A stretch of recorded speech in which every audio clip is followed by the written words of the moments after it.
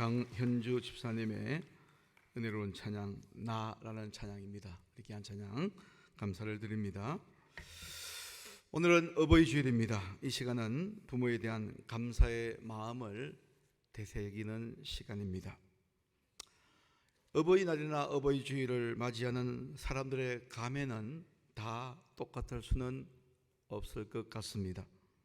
감사하는 마음으로 부모님을 찾아가서 가슴에 꽃을 달아드리는 분들도 계실 것이고, 또 꽃을 달아드리고 싶어도 그럴 수 없는 분들도 계실 겁니다.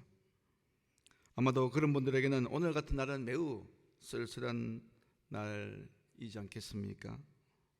또 어떤 사람은 비 오는 날 시냇가에 있는 부모님의 무덤이 물에 떠내려갈까 걱정이 되어 몹시 울었다는 동화 속의 청개구리처럼 부모님께 잘한 일보다는 못한 일들이 떠올라 가슴이 미어지고 마음이 더 아픈 분들도 계실 것입니다.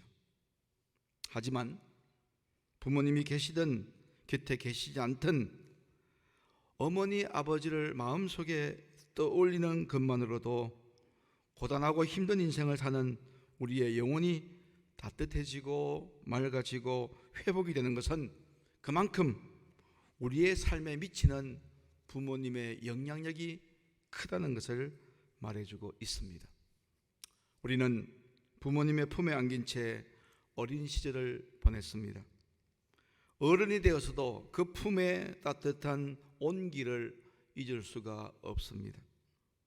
그 품은 어렵고 힘들 때 우리의 피난처였고, 또 새로운 삶을 시작할 때 온갖 힘과 에너지를 공급해 주는 내 인생의 전진기지였습니다.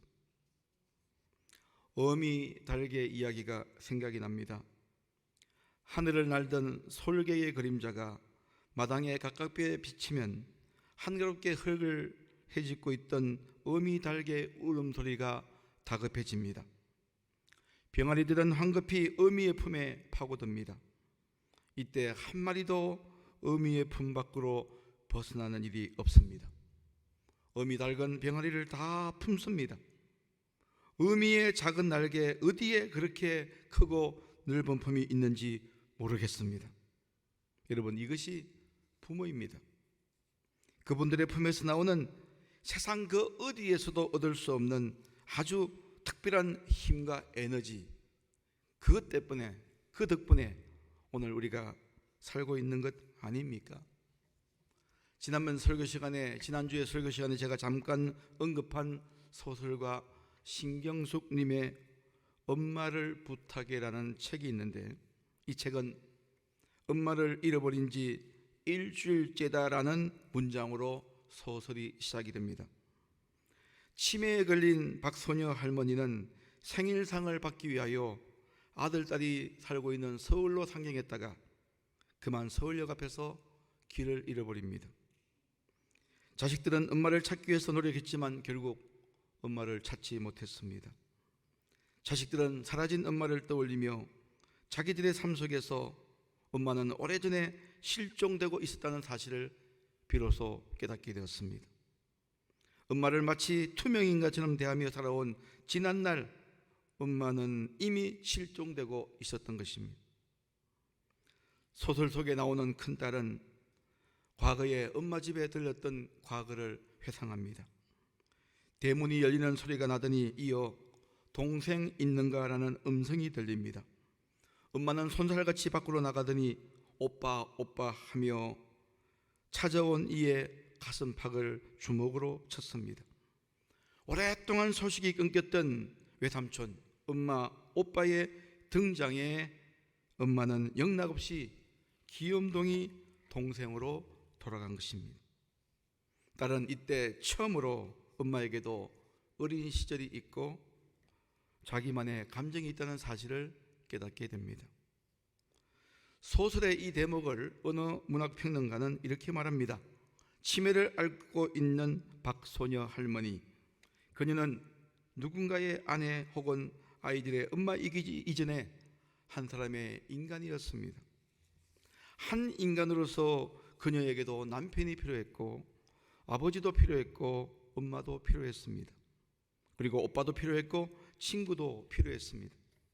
그녀 안에는 어리광 부리고 싶었던 어린아이도 있었고 떨어지는 나뭇잎을 보며 눈물 짓는 문학소녀도 있었으며 봄바람에 마음 설레이는 처녀도 있었고 멋지게 차려입고 여행을 떠나고 싶은 중년 부인도 있었습니다. 하지만 그녀는 오직 엄마의 역할에만 충실하도록 강요당했습니다. 그녀 자신도 그것이 가장 잘하는 일이라고 생각하며 살았습니다. 그로 말미암아 그녀의 삶이 얼마나 힘이 들고 고단했을까요? 여러분, 세상의 그 어떤 존재도 하나의 역할 속에만 고정되어서는 안 됩니다. 모든 사람들 속에는 왕자도 있을 수 있고 공주도 있을 수 있고 유목민도 있을 수 있고 전사도 있을 수 있고 요부도 있을 수 있습니다. 어떤 한 가지 역할을 하느라 그런 모습을 억누르고 살고 있을 뿐이지요. 시인 정호성님은 벽에서 빼낸 구부러진 못을 보며 늙은 아버지를 회상합니다. 벽에 못을 박았다가 벤치나 망치로 못을 빼면 못이 구부러지지요. 그 구부러진 못의 모습에서 아버지의 모습을 보았던 것입니다. 시인은 뇌경색으로 쓰러진 아버지를 모시고 공중목욕탕에 가서 때밀이 침상에 아버지를 눕혀드리고 아버지를 물끄러미 바라보았습니다. 말 그대로 아버지는 구부러진 못과 같았습니다. 때밀이 청년이 벌거벗은 아버지를 아무리 펴려고 해도 아버지의 몸은 펴지지가 않습니다. 아버지라는 짤막한 시입니다. 아버지는 한때 벽에 박혀 녹이 슬도록 모든 무게를 견뎌냈으나 벽을 빠져나오면서 그만 구부러진 못이 되었다. 가족의 희망과 절망, 기쁨과 슬픔의 무게를 온몸으로 견뎌내고 이제 세월의 뒤안길로 쓸쓸히 퇴장한 늙은 아버지의 모습이 구부러진 못과 같았다는 것입니다. 구부러진 아버지의 등은 어쩌면 가족들을 위해 그가 평생 감당해야 됐던 헌신과 희생의 징표인지도 모릅니다. 여러분, 가족이 뭐길래, 자식들이 뭐길래 부모들은 그렇게 희생의 사랑을 보이는 것일까요? 흔히 부모님의 사랑은 우리가 세상에서 경험할 수 있는 최초의 사랑이고 최선의 사랑입니다. 또한 최고의 사랑이라고 할 수가 있습니다. 저는 이러한 부모님의 사랑 세 가지 특징을 이렇게 말씀드리고 싶습니다. 부모님의 특별한 사랑 세 가지 특징은 바로 이런 것입니다. 첫째, 부모님의 사랑은 내려가는 사랑입니다. 사랑은 늘 내려갑니다. 올라가는 사랑도 있지만 내려가는 것만 못합니다. 자녀가 아무리 부모를 사랑한다고 해도 부모가 자녀를 사랑하는 것만 못합니다. 그래서 사랑은 내려가는 사랑이지요. 두 번째로, 부모님의 사랑은 되돌아오지 않는 사랑입니다. 부모의 사랑은 강물처럼 흘러갑니다. 물은 흘러가고 되돌아오지 않습니다. 부모의 사랑을 가장 많이 받던 어린 시절은 그 사랑을 몰라서 되돌려주지 못합니다. 젊을 때는 이제 겨우 그 사랑을 알만한데 바빠서, 사는 게 바빠서 되돌려주지 못합니다. 그러다가 나이가 들어 그 사랑을 되돌려줄 만도 한데 그때는 이미 부모님이 이 땅에 계시지 않습니다. 그래서 우리는 일생 받기만 합니다. 되돌려줄 수 없습니다. 세 번째, 부모님의 사랑은 단 한 번뿐인 사랑입니다. 부모님의 사랑은 반복되지 않습니다. 이 세상에 살다가 돌아가시면 다시는 그런 사랑 또 없습니다. 아내가, 남편이, 자식이 그 빈자리를 채운다고 하지만 똑같은 사랑일 수는 없습니다. 부모님의 사랑은 이 땅에서 단 한 번 불꽃 같은 사랑을 주다가 끝납니다. 짧은 만남, 긴 이별이지요. 세상에 그 어떤 사랑도 부모와 같은 사랑은 없고 그 사랑은 반복되지 않습니다. 다시 오늘 본문으로 돌아오겠습니다. 오늘 본문 말씀 에베소서 6장 1절에서 2절입니다. 자녀들아 너희 부모에게 순종하라. 이것이 옳으니라. 내 아버지와 어머니를 공경하라. 사도 바울은 오늘 우리에게 두 가지 자녀의 책임을 강조하고 있습니다. 두 가지 자녀의 책임이 뭘까요? 하나는 부모를 순종하는 것이고 하나는 부모를 공경하는 것입니다. 여러분, 늘 듣던 이야기지만 순종과 공경은 어떤 차이가 있는 것일까요? 제가 이것을 한번 구분해 보았습니다. 순종은 우리가 미숙할 때, 어렸을 때도 할 수 있는 것이지만 공경은 성숙할 때 할 수 있는 것이다. 공경은 부모의 은혜를 깨달은 자녀들이 적극적으로 부모를 높이고 부모를 기쁘시게 해드리는 행위라고 할 수가 있습니다. 순종이 외적인 자녀의 상태라면 공경은 내면적인 자녀의 상태를 말합니다. 그런 의미에서 공경이 없는 순종은 불완전한 공경이 되겠지요. 순종을 히브리어로 쉐마라고 합니다. 이 쉐마라는 말은 듣는다는 뜻을 가지고 있습니다. 부모의 말씀을 듣는 마음이 순종입니다. 그런가 하면 공경은 히브리 말로 카베드라고 하는데 무게를 둔다는 뜻을 가지고 있습니다. 카베드, 공경은 부모님의 가치를 존중한다는 뜻이지요. 이 말은 인간적인 윤리 수준을 넘어서는 마음으로 부모님을 소중히 여기는 태도, 이것이 바로 카베드, 공경이라고 할 수가 있습니다. 계속해서 사도 바울은 부모를 순종하고 공경하는 자에게 주어지는 축복이 있음을 강조하고 있습니다. 오늘 본문 6장 2절입니다. 이것은 약속이 있는 첫 계명이니. 바울은 부모를 공경하라고 하는 이 제5계명을 약속이 있는 첫 계명이라고 했습니다. 10계명 가운데 다른 계명에는 없는 유일하게 이 계명에만 축복의 약속이 있다는 것입니다. 부모 공경의 의무를 다하는 자들은 하나님의 축복에 의하여 양적인, 질적인 행복한 인생을 살 수 있음을 우리에게 강력하게 말하고 있습니다. 에베소서 6장 3절입니다. 이로써 내가 잘되고 땅에서 장수하리라. 여기서 장수는 양적인 행복입니다. 잘되는 것은 질적인 행복이에요. 부모를 공경하면 이 땅에서 양적인 복을 누리고 질적인 복을 누린다는 것입니다. 사랑하는 우리 교우 여러분 모두 이 양적인 축복, 질적인 축복을 이 땅에 살면서 다 누릴 수 있게 되기를 주님의 이름으로 축원합니다. 그렇다면 오늘 우리는 이 어버이 주일 아침에 우리가 부모를 순종하고 공경해야 될 이유가 무엇인지 한번 생각해 볼 필요가 있는 것입니다. 이렇게 약속의 축복까지 주시면서 부모를 공경하라고 하는 그 성경의 이유를 한번 생각해 보도록 하겠습니다. 왜 성경은 우리에게 약속까지 주시면서 축복까지 주시면서 부모를 공경하라고 말하는 것일까요? 그건 역시 세 가지 이유가 있습니다. 첫째, 우리는 부모들을 통해서 이 세상에 왔기 때문입니다. 이렇게 생각하시면 됩니다.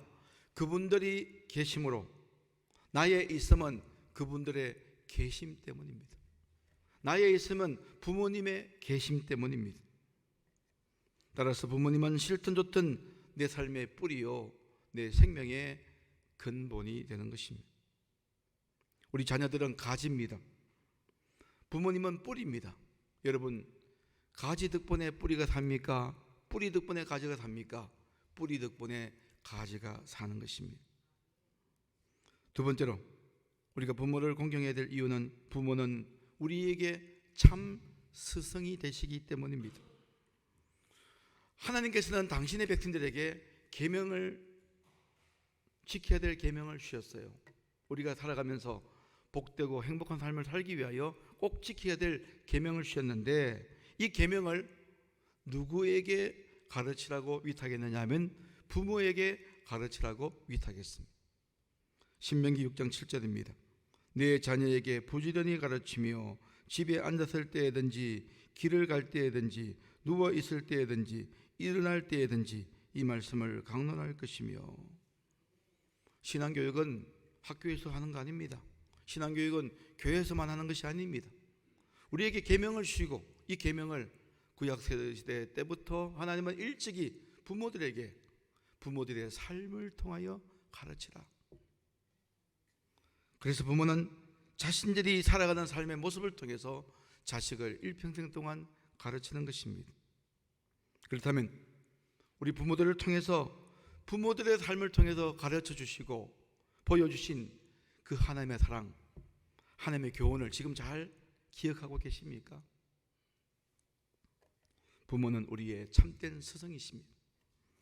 세 번째, 부모는 우리를 세상과 이어주는 통로이기도 하고 하나님께 이르는 징검다리가 되기 때문입니다.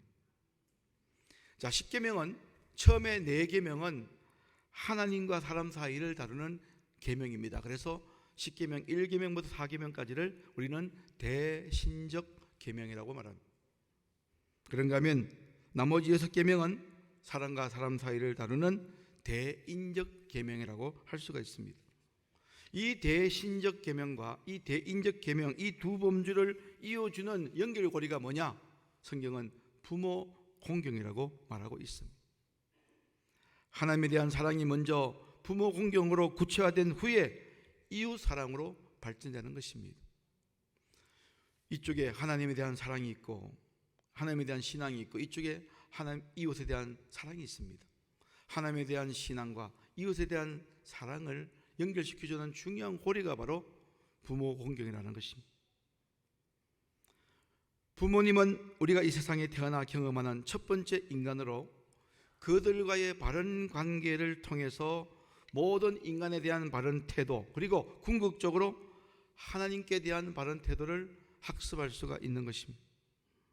오늘날 인간관계에서 실패를 거듭하는 분들을 보면, 다 그런 것은 아니지만 통계적으로 보면 대부분의 사람들이 하나님을 온전히 신뢰하지 못하고 인간관계를 원활히 하지 못하는 사람들을 보면 부모 자식 간의 왜곡된 관계, 그 속에서 오는 치유되지 못한 상처가 그들 내면 깊은 곳에 자리 잡고 있기 때문입니다.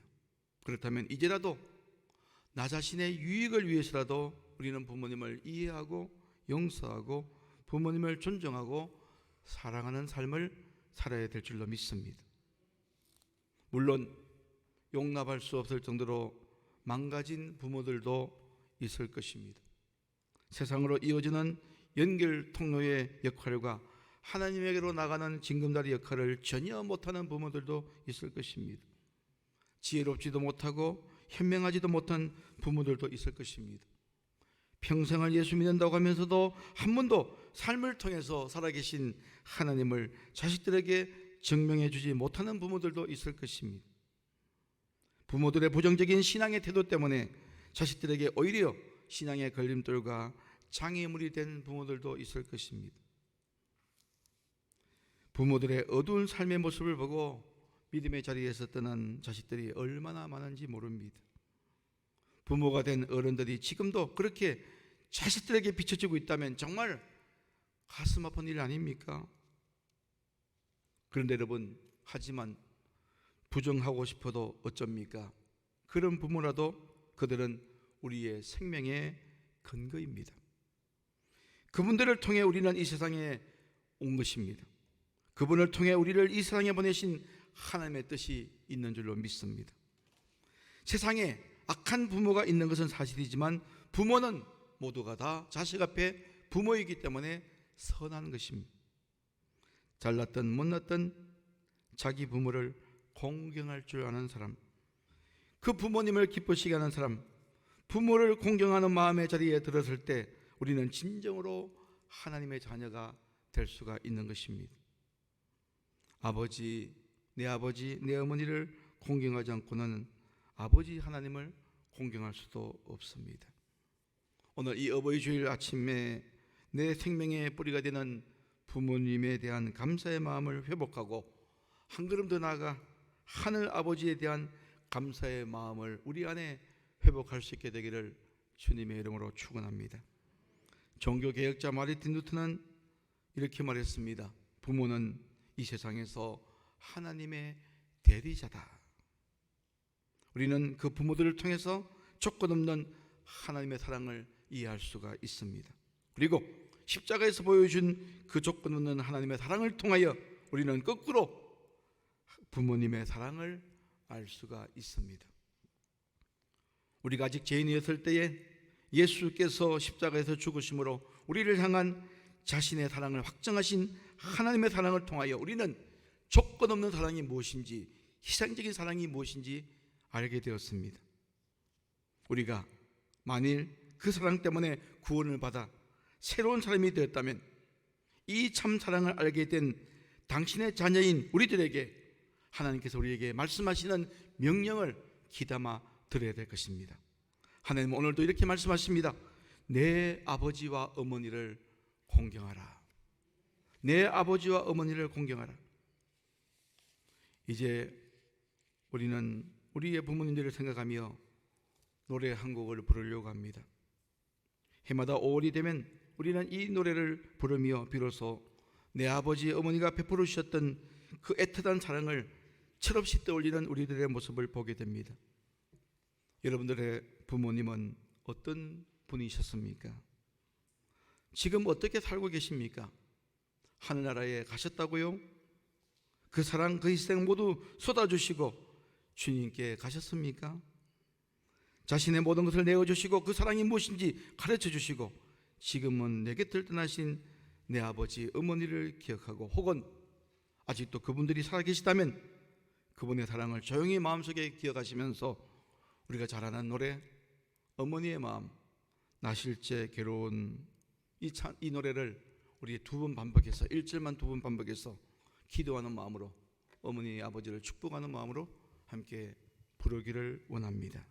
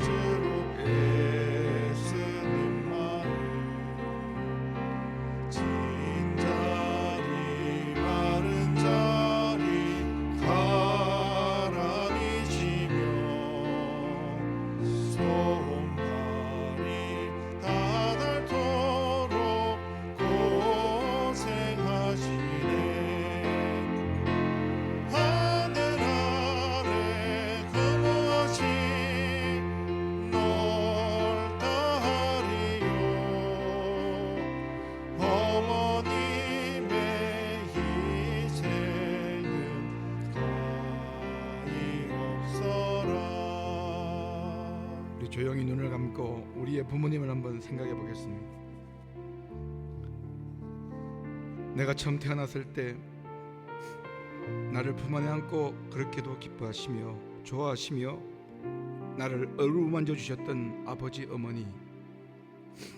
그러나 이제는 여러분과 제가 거꾸로 그 부모님을 안아야 할 때가 왔습니다. 여러분의 오른손을 가슴에 대시고 기도 속에 여러분의 부모님을 한번 안아보시기 바랍니다.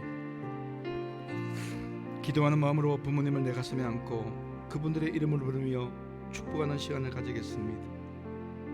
우리 아버지 어머니를 하나님께서 붙잡아 달라고, 그분들에게 힘을 달라고, 은혜를 달라고, 평강을 달라고, 혹시 하나님께 부름받아 천국에 가셨다면 천국에서 우리 주님이 꼭 안아달라고, 영원한 그 나라에서 기쁨이 되게 해달라고 우리 사랑하는 부모님을 가슴에 안고 우리 잠시 부모님을 위해서 기도하는 시간 가지겠습니다.